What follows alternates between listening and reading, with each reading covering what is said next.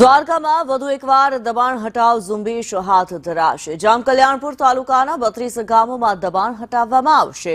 ગ્રામ્ય વિસ્તારના 106 ધાર્મિક સ્થળોને નોટિસ આપવામાં આવી છે। આગામી દિવસોમાં સરકારી દબાણો દૂર કરવામાં આવશે, ત્યારે સરકાર દ્વારા જે પ્રમાણે દબાણ હટાવ ઝુંબેશ શરૂ કરવામાં આવી છે। જામકલ્યાણપુર તાલુકાના 32 ગામોમાં દબાણો હટાવવા માટે નોટિસ આપવામાં આવી છે।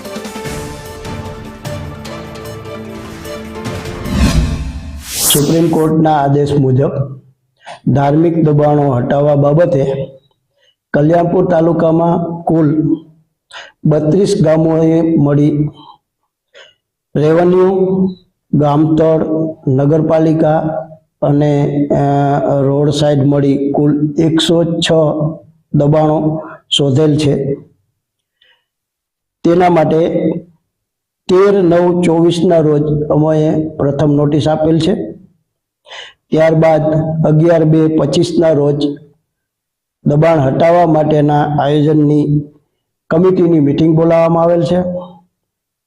ત્યારબાદ 20/2/25 રોજ બીજી નોટિસ આપેલ છે।